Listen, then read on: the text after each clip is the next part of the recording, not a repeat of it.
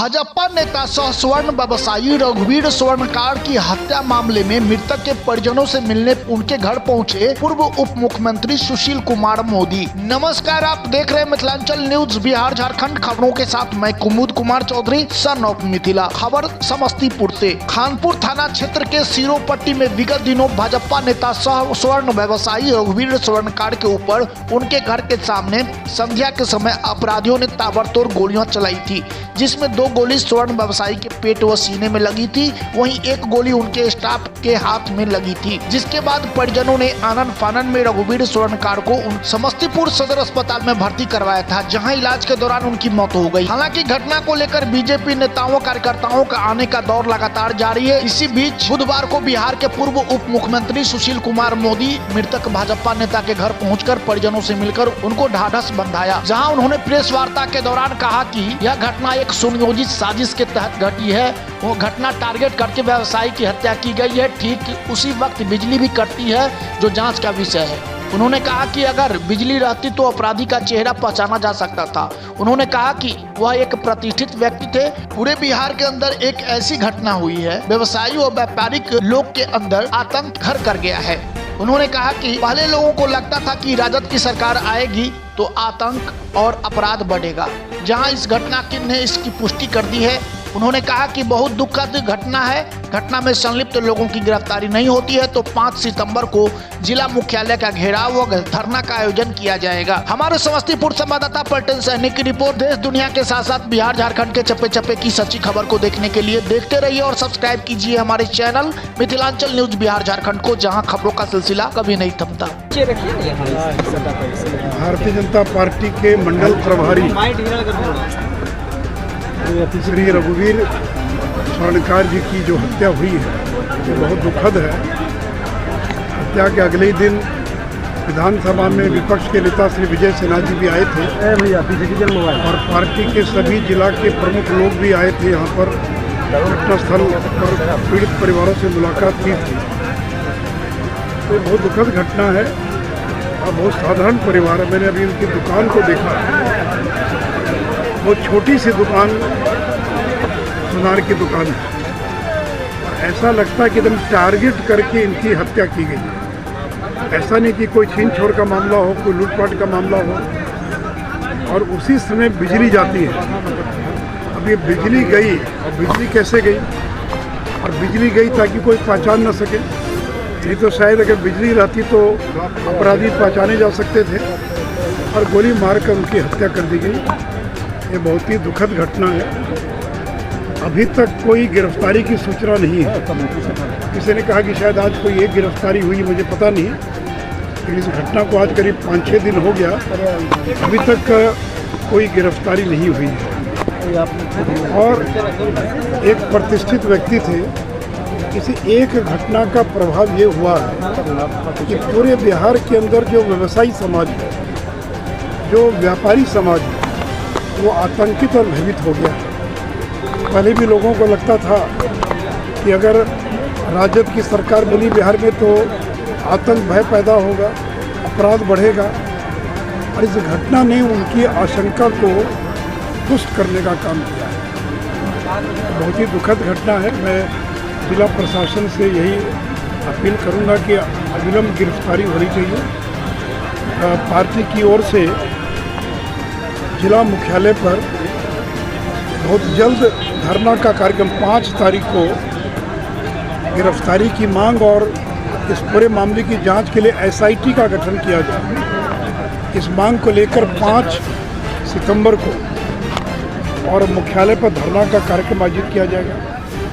उसके पहले पटना के अंदर एक प्रतिनिधि मंडल DGP से मिलेगा, बिहार के जो पुलिस के DGP हैं, और मिलकर उनको ज्ञापन देगा और उनसे मांग करेगा कि एक SIT का गठन कर पूरे मामले की जांच कराई जाए। और जो परिवार के लोगों से बातचीत हो रही है, तो इनके जो एक दामाद कोचिंग चलाते थे, आशंका है कि कोचिंग के दौरान जो विवाद हुआ, लड़कियों के साथ छेड़खानी से जुड़ा मामला, और जिस प्रकार से एक व्यक्ति से जेल गया, धमकी दे रहा था, वो भी सारा मामला हो सकता है। तो इन सारे मामलों को लेकर एक SIT का गठन करके पूरे मामले की जांच कराई जाए और अपराधी जल्द से जल्द गिरफ्तार किए जाए। और इसलिए मैं आज यहाँ पर आया था। इस परिवार से बहुत पुराना संबंध रहा हम लोगों का। तो 5 तारीख को धरना का कार्यक्रम पटना में DGP के से मिलकर एक ज्ञापन दिया गया। इसलिए मैं फिर जिला प्रशासन से SP से ये आग्रह करूँगा। मैं बात भी मैंने पहले किया था, फिर मैं आज बात करूँगा आज की इस पूरी मुलाकात के बाद कि जल्द से जल्द कार्रवाई हो, ताकि लोगों का भरोसा जो है बिहार में कानून व्यवस्था पर पैदा हो। क्योंकि सरकार में जिस तरह के लोगों को शामिल किया गया और राष्ट्रीय जनता दल के आधे दर्जन लोग हैं जिनका आपराधिक इतिहास रहा है, वो चाहे ललित यादव हो, रामानंद यादव हो, सुरेंद्र यादव हो, ये सब डॉन है, आतंक है अपने अपने इलाके के अंदर। इनका आतंक कार्तिक कुमार एक अपहरण के मामले में, और वो उस पर वारंट था और उसके बावजूद जाकर उसने शपथ ग्रहण कर लिया। और नीतीश जी ने मंत्रिमंडल से उसको बर्खास्त करने के बजाय 10 दिनों के बाद केवल उसके विभाग को बदल दिया गया। तो नीतीश जी ऐसा लगता है कि लालू यादव के सामने उन्होंने सरेंडर कर दिया।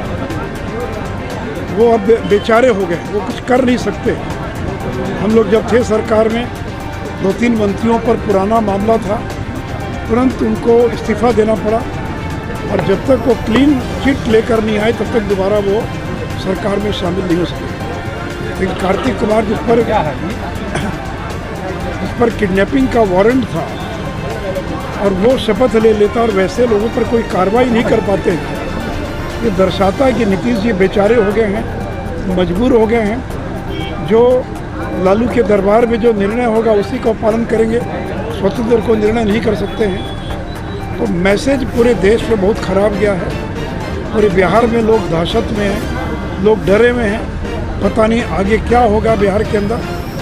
उनको तो चाहिए था कि इस तरह के जो लोग हैं, सुरेंद्र से लेकर कार्तिक वगैरह, वैसे लोगों को मंत्रिमंडल में उनको शामिल नहीं करना चाहिए था। वैसे लोगों को मंत्रिमंडल में शामिल कर वो एक सुशासन नहीं दे सकते हैं, वो एक अच्छी सरकार नहीं दे सकते हैं, वो लॉ एंड ऑर्डर को कंट्रोल नहीं कर सकते।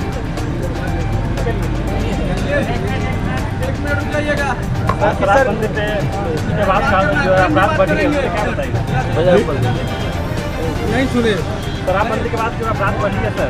आज मैं गया था छपरा जिले में, गरखा प्रखंड है, और उस गरखा प्रखंड के गांव में 24 तारीख को एक सिकंदर माझी नामक 30 वर्षीय युवक को इस आरोप में गिरफ्तार किया गया कि वो दारू बेच रहा था।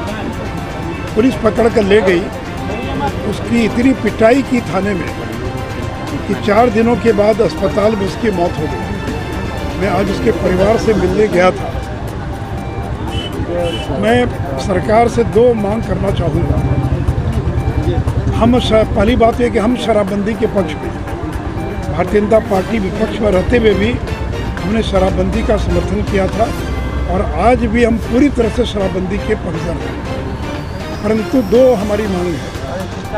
अभी तक करीब 4 लाख लोग जेल जा चुके हैं और 3.5 लाख FIR दर्ज हुआ है।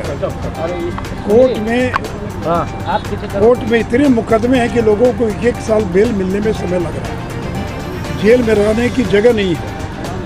तो पहली मांग तो हमारी ये होगी कि ये जितने लोग जेल में हैं उनको अविलंब रिहा किया जाए।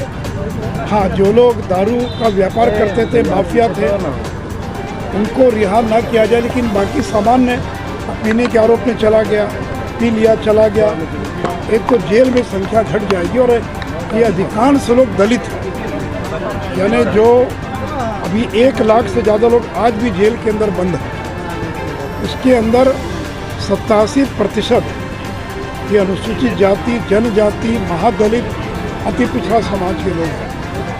तो मैं नीतीश जी से अपील करूंगा कि एक महामाफ़ी, एक बार सभी लोगों को माफ़ कर दीजिए। जेल में जगह भी हो जाएगी, जेल का बोझ कम हो जाएगा, कोर्ट का मामला, कोर्ट पर जो बोझ है वो भी कम हो जाएगा। और अगर दोबारा अपराध करे तो कड़ी कार्रवाई की जाए। और दूसरी हमारी मांग है कि जहरीली शराब पीने से या पुलिस की पिटाई से जैसे सिकंदर माझी की मौत हो गई, तो ऐसे परिवारों को 4 लाख रुपए का कम से कम मुआवजा मिलना चाहिए, क्योंकि मरने वाला तो मर गया शराब पी कर।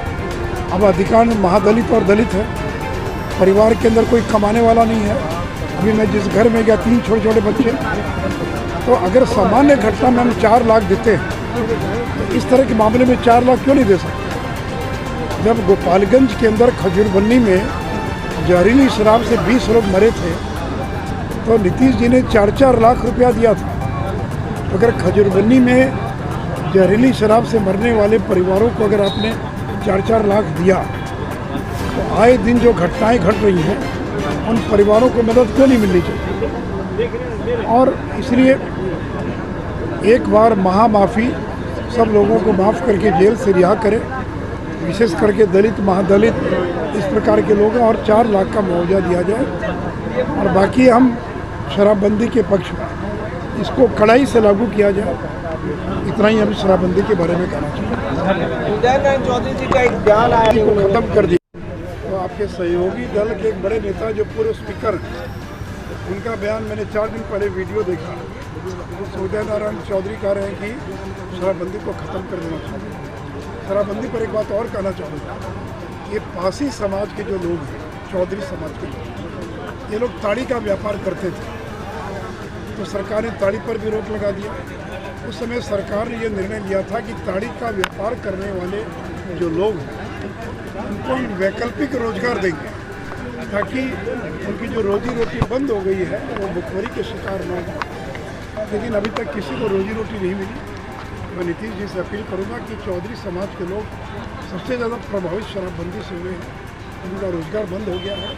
आपने जो वायदा किया था उस वायदे के अनुरूप उन लोगों के लिए वैकल्पिक रोजगार जो है आपको उपलब्ध करना चाहिए। ये केसीआर है सर, बिहार में केसीआर है। तो आपके सहयोगी दल के एक बड़े नेता जो पूर्व स्पीकर, उनका बयान मैंने 4 दिन पहले वीडियो देखा। तो उदय नारायण चौधरी कह रहे हैं कि शराबबंदी को ख़त्म कर देना चाहिए। शराबबंदी पर एक बात और कहना चाहूँगा, ये पासी समाज के जो लोग हैं, चौधरी समाज के लोग, ये लोग ताड़ी का व्यापार करते थे, तो सरकार ने ताड़ी पर भी रोक लगा दिया। उस समय सरकार ने ये निर्णय लिया था कि ताड़ी का व्यापार करने वाले जो लोग हैं उनको वैकल्पिक रोजगार देंगे, ताकि उनकी जो रोजी रोटी बंद हो गई है वो भुखमरी के शिकार न हो। लेकिन अभी तक किसी को रोजी रोटी नहीं मिली। मैं नीतीश जी से अपील करूंगा कि चौधरी समाज के लोग सबसे ज़्यादा प्रभावित शराबबंदी से हुए हैं, उनका रोजगार बंद हो गया है। आपने जो वायदा किया था उस वायदे के अनुरूप उन लोगों के लिए वैकल्पिक रोजगार जो है आपको उपलब्ध करना चाहिए। ये केसीआर है सर, बिहार में केसीआर है।